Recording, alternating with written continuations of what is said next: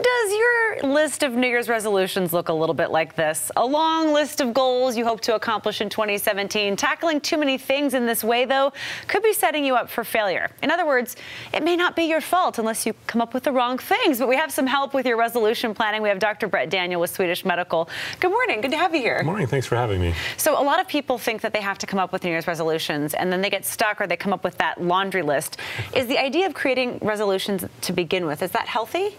Yeah, overall, I think people want to improve their lives, be healthier, and New Year's resolutions have kind of been that key to starting something for the new year. So it can be positive. So what is the best way to keep it positive so that we can benefit? How do you choose a resolution in the right way? I think one of the things we tend to do as individuals is make grandiose plans. Like, I want to, spend less money or exercise more. Like, one of the things I work with my patients on is, what does that actually mean in your daily life, and what are you actually able to do? So some people call them SMART goals or things like that. So simple, measurable, actionable, realistic, which is sometimes tough, and then have a timetable to it. So an example, instead of saying, I'm going to lose weight, say, I'm going to exercise every morning of the week at 6 a.m. for 30 minutes for the next month, and then reward yourself. Making small steps along the way, giving yourself some positive feedback is encouraging.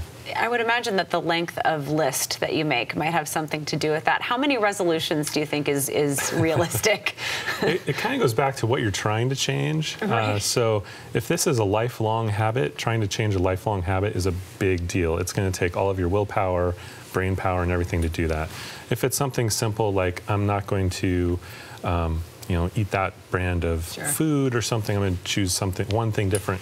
Maybe that's a little simpler, but kind of look at how big it is and maybe kind of whittle it down to smaller parts. Is there such a thing as a bad resolution, or things that you would advise people against? Yeah, I think that realistic part comes in. Right. So, you need to have some control over it and be able to take action on it. If you're reliant on others or fanciful thoughts, it's probably not going to happen.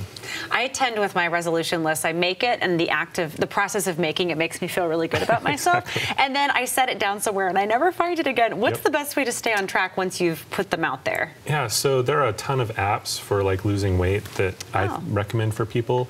And just the act of having to write down everything you eat every day is really powerful, and people learn a lot about what they're trying to do. So something that like that helps.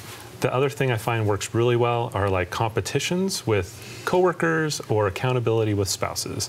Because if you're in it together or against each other, people tend to stick with them a little bit. Oh, yes.